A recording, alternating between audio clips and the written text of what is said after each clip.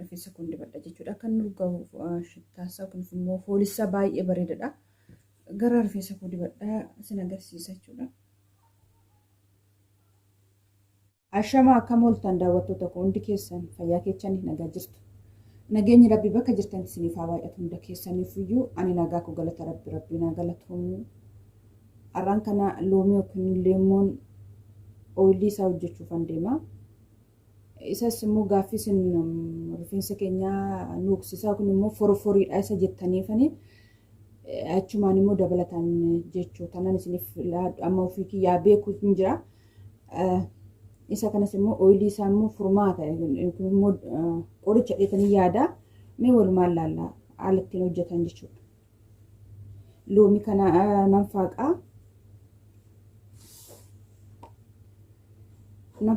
Qola isaa bichaan barbaada. Garuu dursa qulqulleessa sirriitti bareechatti miicadhaadha.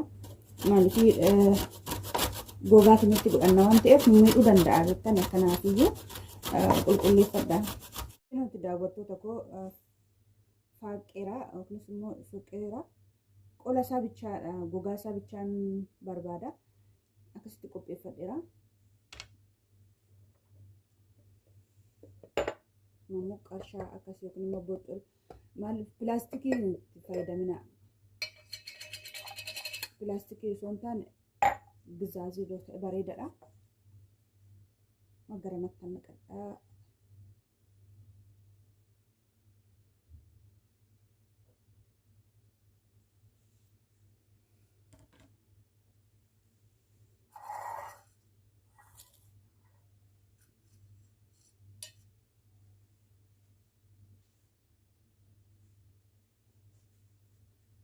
Ooyilii immoo kunuuti inni kun zayituudha. Inni kun immoo zayitii nyaatas hin ta'a dibata kan jettan hin ta'a oomisha hin ta'an nyaataaf itti fayyadamnu jechuudha.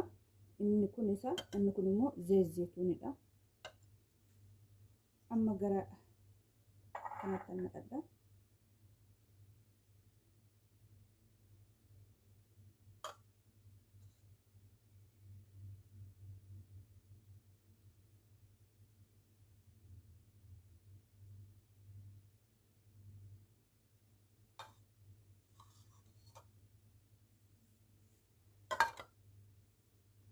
Ergan gara kanatti naqadha. Haala kanaan ho'isa.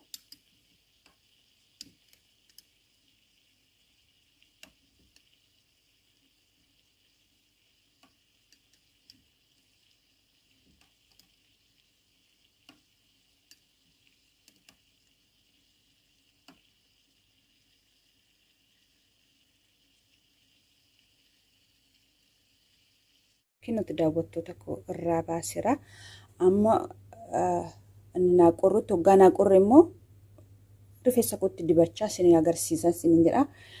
Ishee kanarratti ho'ifadheetanii sirriitti akka ooyilii fi leemoonni yookiin immoo loomiin wal naaf ga'u sirriitti ho'iseera. Amma naaf qabbanaa yoo naa qabbanaa'e rifeensa kiyyatti dibadheen wal ilaallaa. Gaaffiin keessan foroforii akkamitti ofirraa dhorkuttan foroforii tokkoffaa hoggaa dhiqannu koondishinarii gogaa keenyatti kun immoo qaama keessanitti aansitanii fayyadamina. Akka nuuf kiyyaa beeku isinitti himaa. Hundumtu keenya iyyuu ogummaa yookiin immoo beekumsa garaagaraa qabna. Kun immoo isin immoo biraa beektu ta'a. Aan akka kiyyaan isin himaa. Shaamboo yookiin immoo shaamboon uumaa rakkoon qabu. Koondishinarii yeroo fayyadamtan gogaa keessanitti yookiin immoo qodaa keessanitti doonaa aansoo osoo hin taane rifeensa keessan baddaa isaarratti rifeensa keessanitti malee akka shaamboo sana ofitti aansitanii akka hindoon dhiqachuu baattanii baay'ee gaariidha. Inni kun foroforii nutti fidadhee yaada akka kiyyaatitti kuni. Lammaffaan immoo maal seetan kan foroforii fidu gogiinsa maaliifi rifeensa keenya yookiin miiccanneetuma yookiin immoo miiccachuus baannee akkasumas zim jenneetuma rifeensa keenya dagannee zim jennee akkasuma dhiisna yoo ta'e gogiinsa irraanis foroforii nutti dhufuu danda'a. Baakteeriyaadha immoo qulqullina barbaadaa kanas isiniin jedha.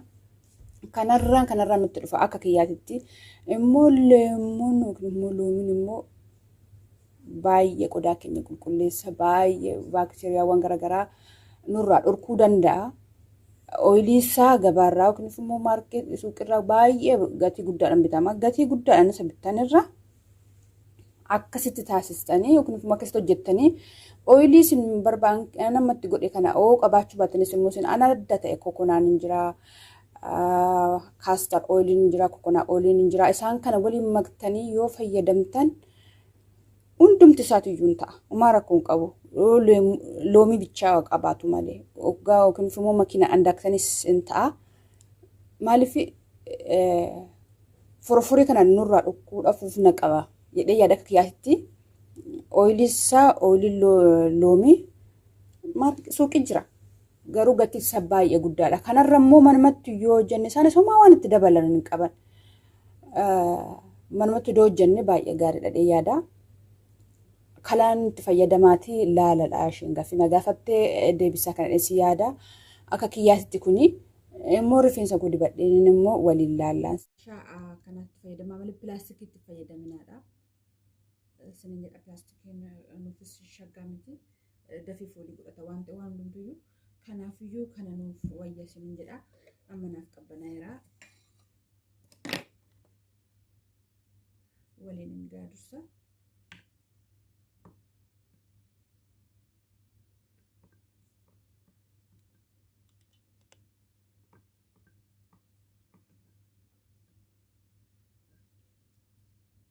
Baay'ee furdattee jiruudha. Maal fakkaata hin beeku.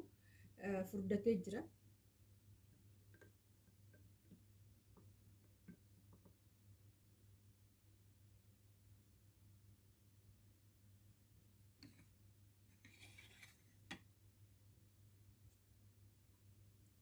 Ishee kanarratti hin beekadha.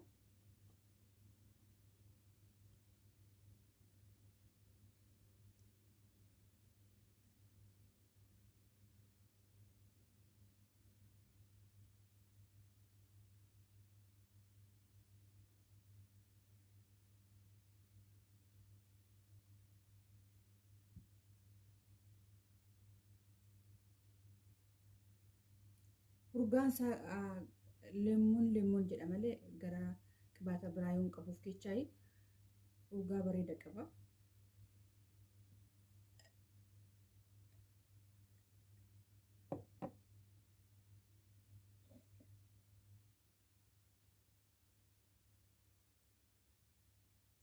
Asitti naqadha. Ishee akkasaan qarshaa akkanaa kana yookiin immoo xaarmusii akkanaa kana Oggaa isaan qibaatatti fayyadaman ofuma keenya immoo oggaa qibaatti fayyadamnee fuula keenyaan jira, rifeensaan jira. Isheen gatinaati. Isheen maaliif rifeensa keenya keessatti akkasitti naquudhaaf nu gargaara. Asatti naqadheen haalatti dibadhu waliin sin agarsiisa sin jedha.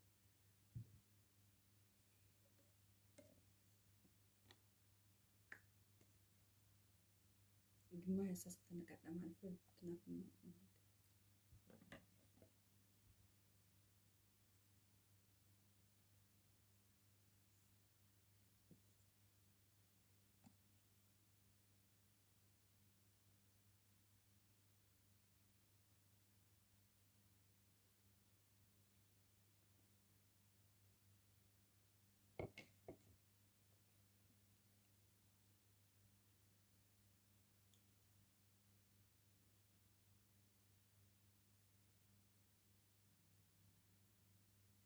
rifeensa keenyatti akkasitti gadi naqanna walumaan laalla.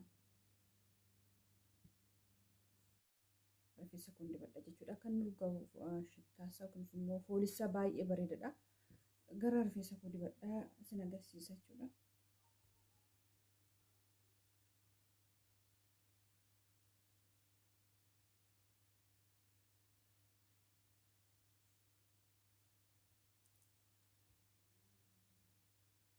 Rifeensa koo kalichaan dhaadhe akkasitti ofirratti caccabsinaati akkasitti furdisaatti dhaadhaadha. Akkasitti osoo barbaadan yookiin immoo qarshaa isheen amma isinitti agarsiisetti sin ta'a. Ofii kiyya akkasitti dibadhe sin agarsiisa.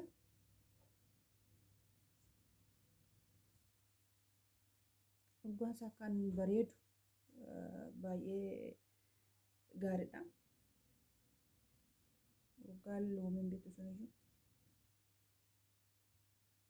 keessa isaa warroonni na gaafattan foroforiidhaaf jechuudha. Qodaa keessan keessa isaa akkasitti jechuudha.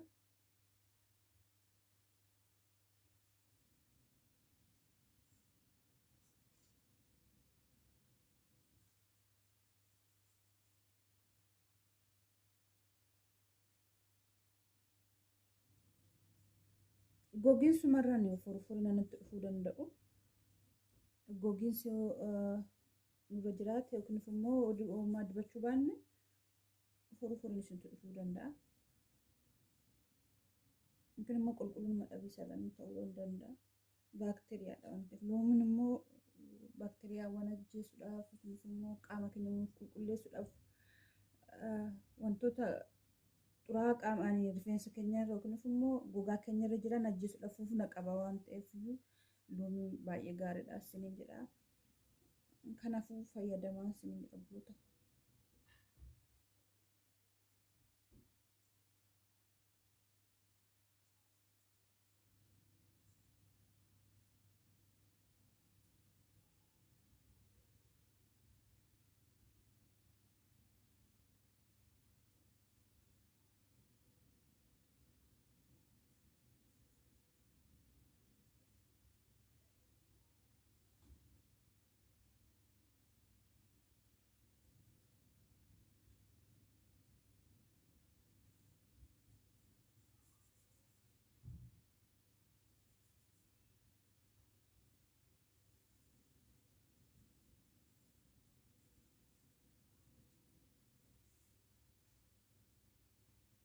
Rifeensa keessan dogoggortan akkasitti duubatti taniitu hin bulchina yookiin immoo hin oolinaan erga miiccattanis erga dibattanis akkuma beekumsa keessanitti furdi isaatii akkasitti rifeensi keessan karaa ittiin hin deebine hin jiru bakka inni badeetti jechuudha.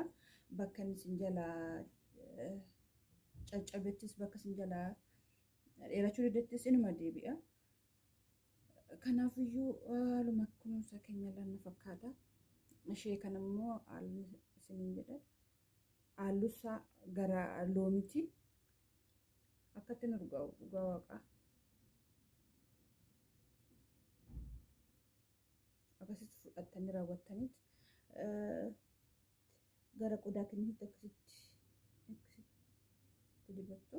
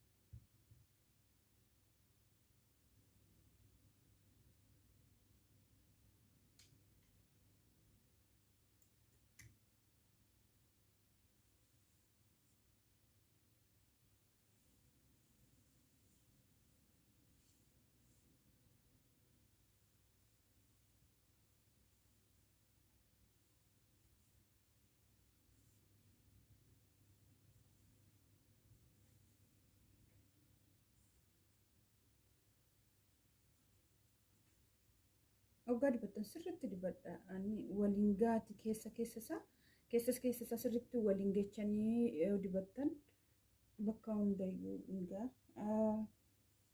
Kan immoo maal seetan rifeensa keessan akkasitti addaan baasatii gara kanaan sirriitti dibaa. Warroota gaafiin na gaafatantu jira. Maddii kana na jalaa caccabaa yookiin immoo na jalaa gabaabbataa. Maaliif seete akkasitti bichaa dibatta asii fi asiin dibda malee bakka kanaan dibdus hin filtus baay'inaan bakka kana haala isa kana kunuunsituu fi haala duuba kana kunuunsitu wal qixxee miti beekta. Kanaaf malee rifeensi keenya uumamni isaa tokkichuma waan inni tokko dheeraan tokko gabaabaa ta'uuf hin qabu. Haaluma kunuunsaa keenyarraan malee jechuudha. Kiyyumtillee akkasuma akkasitti addaan baasitii Ogaa dibattu waan dibduu barbaaddu isa kana bakkee kana yookiin maddii kanaan gara kanaan quubsitii bareechitii dibiitii erga inni kun siif bareedeen booda gara duuba kanaatti deebi'ee akkasumas akkasuma dibi akkasitti addaan baasii wal qixxeetti jechuudha.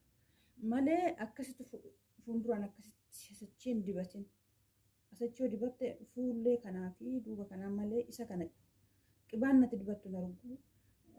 Waggaa filattus filaan hin argatu haala gaariidhaan jechuudha. Kanaaf na fakkaata deebisee kanas ta'anatti fakkaata. Kanas jala bakkee kanas jala ciccita kara kanan na yala naaf guddatee bakka kanaan hin jiru na yala ciccita yeroo mala jetteefan jedhe kana akkiyaa kana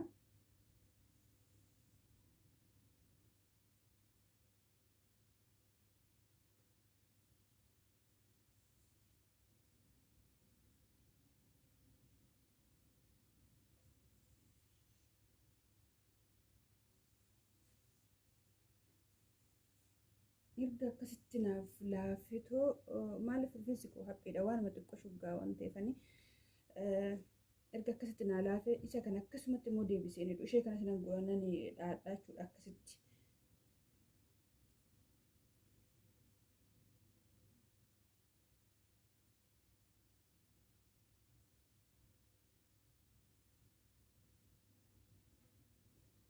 Agartani ishee kanas akkasitti dhaadhaa maaliif Oggaanii baay'ee sooftii yookiin immoo lallaafaa ta'a. Na yalaan caccabu. Maaliif ishee lanis jalaan balleessu yookiin immoo oggaa raftus jalaan miidhamu rifeensi geebeetta. Akkasitti gonteet yookiin immoo dhaatteet isaan booda maal gootaa akkasitti gootee ishee kana akkasitti laa xiqqoo fakkaatti haa ta'u. Kanaafiyyuu akkasitti yoo ta'e rifeensi keenya furuufurii godhatee yaadu kun deebii sii taa'ee tana yaadaa gaawwarroota na gaafattaniif jechuudha. Kanas siniin jedhaa haaluma dibannaa keenya irraa na fakkaata tokkoof immoo haala kunuunsaa keenya irraan kana akkatti inni urgaa'u.